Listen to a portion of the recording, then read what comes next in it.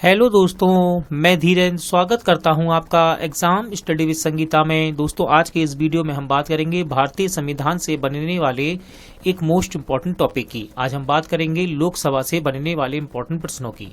दोस्तों, ये भारतीय संविधान का पार्ट 31 है और लोकसभा का सेकंड पार्ट है। यदि आपने इससे पहले के पार्ट नहीं देखे हैं तो आप प्ले लिस्ट में जाकर देख सकते हैं। सभी पार्ट आपके आने वाली प्रतियोगिता परीक्षाओं के लिए इंपॉर्टेंट रहेंगे, जहां पर भारतीय संविधान एक मोस्ट इंपॉर्टेंट टॉपिक बनकर आता है, चाहे वे रेलवे के एग्जाम हो, एसएससी के एग्जाम हो या फिर किसी स्टेट लेवल के एग्जाम। ये वीडियो यदि आपको अच्छा लगे, हेल्पफुल लगे तो प्लीज वीडियो को लाइक और शेयर जरूर कीजिएगा। और यदि अब तक आपने हमारे चैनल को सब्सक्राइब नहीं किया है तो प्लीज चैनल को सब्सक्राइब जरूर कीजिएगा, जिससे कि आपको मेरे आने वाले नए वीडियो का नोटिफिकेशन टाइम पर मिलता रहे। तो चलिए हम अपनी क्लास शुरू करते हैं। क्वेश्चन नंबर 36, बिहार में लोकसभा की सीटों की कुल संख्या कितनी है? क्वेश्चन है, बिहार में लोकसभा की सीटों की कुल संख्या कितनी है? सही आंसर है ऑप्शन ए 40। कितनी है दोस्तों? 40। साथ ही साथ याद रखिएगा, राज्यसभा की 16 सीटें हैं। छत्तीसगढ़ राज्य में लोकसभा के कितने निर्वाचन क्षेत्र हैं? इंपॉर्टेंट क्वेश्चन है। देखिए, आप जिस बोर्ड में एग्जाम देने जाते हैं, जैसे कि रेलवे का एग्जाम है या फिर स्टेट लेवल के एग्जाम, तो वहीं उसी बोर्ड की लोकसभा की सीटें पूछी जाती हैं। तो यहाँ क्वेश्चन है, छत्तीसगढ़ राज्य में लोकसभा के कितने निर्वाचन क्षेत्र हैं? सही आंसर है ऑप्शन बी, यानी कि 11। अगला क्वेश्चन है, निम्नलिखित 4 राज्यों में से किस राज्य में लोकसभा में सबसे कम सदस्य हैं? निम्नलिखित 4 राज्यों में से किस राज्य से लोकसभा में सबसे कम सदस्य हैं? राइट आंसर है ऑप्शन बी, हरियाणा। कहां पर है दोस्तों सबसे कम? हरियाणा में। देखिए, हरियाणा में कितने सदस्य हैं लोकसभा में? 10, यानी कि लोकसभा की सीटों की बात कर रहा है। कितने हैं? 10। आंध्र प्रदेश में है 25। आंध्र प्रदेश में कितनी है? 25। केरल में है 20। ठीक है, केरल में कितनी है? 20। और उड़ीसा में है 21, यानी कि 21। चलिए अगला क्वेश्चन है, जहां तक लोकसभा में प्रतिनिधित्व का प्रश्न है, कौन से राज्य दूसरे तथा तीसरे दर्जे पर हैं? जहां तक लोकसभा में प्रतिनिधित्व का प्रश्न है, कौन से राज्य दूसरे तथा तीसरे दर्जे पर हैं? देखिए, राइट आंसर है इसका ऑप्शन ए, महाराष्ट्र तथा पश्चिम बंगाल। देखिए, पश्चिम बंगाल में लोकसभा की 42 सीट है। कितनी? 42, यानी कि 42। और बात करते हैं महाराष्ट्र की, तो महाराष्ट्र में लोकसभा की है 48 सीटें। कितनी? 48। और सबसे ज्यादा कहां है? सबसे ज्यादा है आपकी उत्तर प्रदेश में। कहां पर? उत्तर प्रदेश में। कितनी है? 80 सीटें हैं। लोकसभा में किस संघ शासित क्षेत्र के सर्वाधिक प्रतिनिधि निर्वाचित होकर आते हैं? लोकसभा में किस संघ शासित क्षेत्र के सर्वाधिक प्रतिनिधि निर्वाचित होकर आते हैं? राइट आंसर इसका ऑप्शन ए, दिल्ली। किससे आते हैं दोस्तों? दिल्ली से। देखिए, दिल्ली से कितनी लोकसभा की सीटें हैं? 7। अच्छा, अगला क्वेश्चन है, संघ शासित क्षेत्र दिल्ली के कितने प्रतिनिधि निर्वाचित कर लोकसभा में भेजे जाते हैं? अब देखिए, मैंने पहले ही आपको बता दिया यहाँ पर आंसर, ठीक है, क्योंकि हम क्वेश्चन नंबर 40 का डिस्क्रिप्शन बता रहे थे आपको, इसलिए। तो देखिए, क्वेश्चन नंबर 41 का आंसर हो जाएगा ऑप्शन बी। कितने? 7। लोकसभा में सर्वाधिक प्रतिनिधि के आधार पर राज्यों का सही क्रम क्या है? देखिए, जब तक आपको सीटें याद नहीं होंगी दोस्त, तब तक आप इस प्रकार के क्वेश्चन का आंसर नहीं लगा सकते एग्जाम में, और इस प्रकार के क्वेश्चन एग्जाम में पूछे जाते हैं। लोकसभा में सर्वाधिक प्रतिनिधित्व के आधार पर राज्यों का सही क्रम क्या है? तो देखिए, सही आंसर है ऑप्शन बी, यानी कि उत्तर प्रदेश, महाराष्ट्र, पश्चिम बंगाल। तो देखिए, उत्तर प्रदेश में लोकसभा की सीटें हैं दोस्तों 80, ठीक है, और महाराष्ट्र की है 48, ठीक है, 80, 48, और इसके बाद पश्चिम बंगाल की है 42। लोकसभा का सामान्यतः कार्यकाल कितने वर्ष का होता है? क्वेश्चन है, लोकसभा का सामान्यतः कार्यकाल कितने वर्ष का होता है? राइट आंसर है ऑप्शन सी, 5 वर्ष का। कितने वर्ष का? 5 वर्ष का। आपातकाल के दौरान संसद लोकसभा का कार्यकाल एक बार में कितने समय के लिए बढ़ा सकती है? आपातकाल के दौरान संसद लोकसभा का कार्यकाल एक बार में कितने समय के लिए बढ़ा सकती है? राइट आंसर है ऑप्शन बी, 1 वर्ष के लिए। किसी भी दशा में आपातकाल की उद्घोषणा प्रवृत्त न रहने के बाद उपयुक्त अवधि कितने समय से आगे बढ़ाई नहीं जा सकती? तो देखिए, इस क्वेश्चन का राइट आंसर है ऑप्शन डी, यानी कि 6 माह। इंपॉर्टेंट क्वेश्चन है, लोकसभा में कोरम यानी कि गणपूर्ति पूरा करने के लिए कम से कम कितने सदस्यों की जरूरत होती है? लोकसभा में कोरम या फिर गणपूर्ति आप इसे कह सकते हैं, पूरा करने के लिए कम से कम कितने सदस्यों की जरूरत होती है?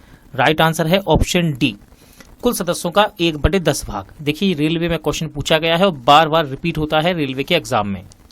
लोकसभा का कार्यकाल 5 वर्ष से अधिक किस अवस्था में बढ़ाया जा सकता है? लोकसभा का कार्यकाल 5 वर्ष से अधिक किस अवस्था में बढ़ाया जा सकता है? सही आंसर है ऑप्शन बी, जब राष्ट्रीय आपात लागू हो उस समय लोकसभा का कार्यकाल 5 वर्ष से अधिक की अवस्था में बढ़ाया जा सकता है। लोकसभा की किसी सदस्य की सदस्यता कितने दिन तक लगातार अनुपस्थित रहने पर समाप्त हो जाती है? लोकसभा के किसी सदस्य की सदस्यता कितने दिनों तक लगातार अनुपस्थित रहने पर समाप्त हो जाती है? राइट आंसर इसका ऑप्शन ए, 2 माह। संसद सदस्यों को प्रति माह वेतन के रूप में कितना रुपया प्राप्त होता है? संसद सदस्यों को प्रति माह वेतन के रूप में कितना रुपया प्राप्त होता है? राइट आंसर है ऑप्शन डी, 1 लाख रुपया। संसद सत्र के में उपस्थित रहने व संसदीय समितियों की बैठक में भाग लेने के लिए सांसद को कितना दैनिक भत्ता मिलता है? संसद के सत्र में उपस्थित रहने और संसदीय समितियों की बैठक में भाग लेने के लिए सांसद को कितना दैनिक भत्ता मिलता है? राइट आंसर है ऑप्शन डी, 2000 रुपया। कितना? 2000 रुपया। सांसद को सुचारू रूप से अपना कार्यकाल चलाने के लिए प्रत्येक महीना कितना कार्यकाल भत्ता मिलता है? सांसद को सुचारू रूप से अपना कार्यकाल चलाने के लिए प्रत्येक महीने कितना कार्यालय भत्ता मिलता है? देखिए राइट आंसर इसका ऑप्शन डी, 45,000 रुपया। लोकसभा सदस्य अपना त्यागपत्र किसको देता है? मोस्ट इंपॉर्टेंट क्वेश्चन है ये। सही आंसर इसका ऑप्शन सी, लोकसभा अध्यक्ष को। लोकसभा सदस्य अपना त्यागपत्र किसको देता है? लोकसभा अध्यक्ष को। किस वर्ष से भूतपूर्व संसद सदस्यों के लिए पेंशन की व्यवस्था लागू की गई? किस वर्ष से भूतपूर्व संसद सदस्यों के लिए पेंशन की व्यवस्था लागू की गई? देखिए राइट आंसर है दोस्तों इसका option C, 1976। Question number 54, Lok Sabha के बैठक की अंतिम तिथि तथा दूसरी बैठक की प्रथम तिथि के बीच कितने समय से अधिक का अंतराल नहीं होना चाहिए? लोकसभा की बैठक की अंतिम तिथि तथा दूसरी बैठक की प्रथम तिथि के बीच कितने समय से अधिक का अंतराल नहीं होना चाहिए? राइट आंसर है इसका ऑप्शन डी, 6 माह। एक वर्ष में लोकसभा के सामान्यतः कितने सत्र आयोजित किए जाते हैं? इंपॉर्टेंट क्वेश्चन है, रेलवे के प्रैक्टिस सेट में आपको ये क्वेश्चन जरूर देखने को मिलेगा, बार बार रिपीटेड क्वेश्चन है ये। सही आंसर है 3। एक वर्ष में लोकसभा के सामान्यतः कितने सत्र आयोजित किए जाते हैं? 3। राष्ट्रपति लोकसभा को कार्यकाल पूरा करने के पूर्व भंग कर सकता है। राष्ट्रपति लोकसभा को कार्यकाल पूरा करने के पूर्व भंग कर सकता है। रेलवे में ये क्वेश्चन पूछा गया है और इसका राइट आंसर है ऑप्शन ए, प्रधानमंत्री की सलाह पर। अगला क्वेश्चन है, लोकसभा को उसके कार्यकाल की समाप्ति के पूर्व भी भंग किया जा सकता है। लोकसभा को उसके कार्यकाल की समाप्ति के पूर्व भी भंग किया जा सकता है। कैसे कर सकते हैं? तो इसका सही आंसर है ऑप्शन सी, राष्ट्रपति द्वारा मंत्रिपरिषद की सलाह पर। राष्ट्रपति द्वारा मंत्रिपरिषद की सलाह पर। लोकसभा सदस्य बनने के लिए योग्यता नहीं है। रेलवे के एग्जाम में ये क्वेश्चन पूछा गया है। क्वेश्चन है, लोकसभा सदस्य बनने के लिए योग्यता नहीं है। देखिए राइट आंसर है ऑप्शन बी, उम्र 30 वर्ष से कम ना हो। लेकिन बाकी की देखिए, भारत का नागरिक हो, पागल या दिवालिया ना हो, सरकारी लाभ के पद पर ना हो। अगला क्वेश्चन देखते हैं, क्वेश्चन नंबर 59, 10वीं अनुसूची के तहत लोकसभा के किसी सदस्य की अयोग्यता से संबंधित मुद्दे पर निर्णय कौन देता है? 10वीं अनुसूची के तहत लोकसभा के किसी सदस्य की अयोग्यता के संबंधित मुद्दे पर निर्णय कौन देता है? एसएससी के एग्जाम में ये क्वेश्चन पूछा गया है और राइट आंसर है ऑप्शन बी, अध्यक्ष। कौन देता है? अध्यक्ष। निम्नलिखित में से किसे लोकसभा का अभिरक्षक कहा जाता है? इंपॉर्टेंट क्वेश्चन है, निम्नलिखित में से किसे लोकसभा का अभिरक्षक कहा जाता है? राइट आंसर है ऑप्शन डी, लोकसभा अध्यक्ष को। किसको? लोकसभा अध्यक्ष को। क्वेश्चन नंबर 61, लोकसभा के अध्यक्ष को कौन चुनता है? लोकसभा के अध्यक्ष को कौन चुनता है? राइट आंसर है ऑप्शन बी, लोकसभा के सदस्य। अस्थायी लोकसभा अध्यक्ष यानी कि प्रो टेम स्पीकर को कौन नियुक्त करता है? अस्थायी लोकसभा अध्यक्ष यानी कि प्रो टेम स्पीकर को कौन नियुक्त करता है? राइट आंसर है ऑप्शन ए, राष्ट्रपति।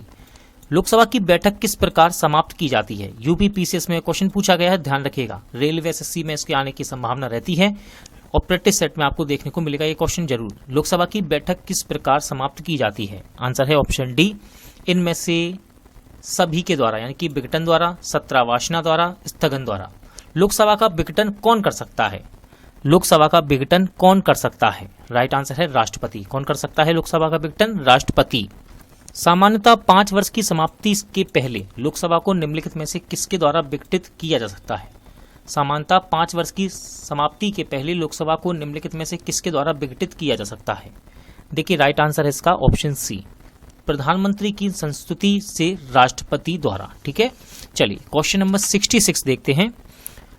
लोकसभा की सामान्य अवधि बढ़ाई जा सकती है। लोकसभा की सामान्य अवधि बढ़ाई जा सकती है। सही आंसर है इसका ऑप्शन ए, संसद द्वारा पारित अधिनियम से। संसद द्वारा पारित अधिनियम से।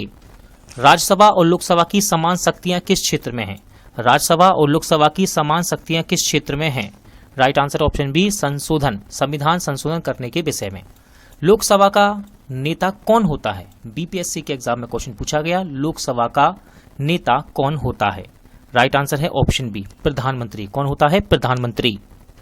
लोकसभा या विधानसभा के निर्वाचन में एक उम्मीदवार अपनी जमानत की राशि को खो देगा अगर उसे कुल वैध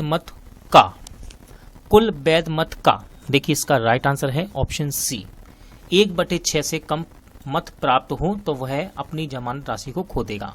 कोई वित्तीय बिल प्रस्तावित हो सकता है। कोई वित्तीय बिल प्रस्तावित हो सकता है। देखिए एमपीपीसीएस में क्वेश्चन पूछा गया है, इंपॉर्टेंट क्वेश्चन रहेगा। सही आंसर है ऑप्शन बी, केवल लोकसभा में। कोई वित्तीय बिल प्रस्तावित हो सकता है कब? केवल लोकसभा में। दोस्तों आज का प्रैक्टिस सेट यहीं एंड होता है। उम्मीद करता हूं आपको सभी क्वेश्चन अच्छे लगे होंगे, समझ आए होंगे।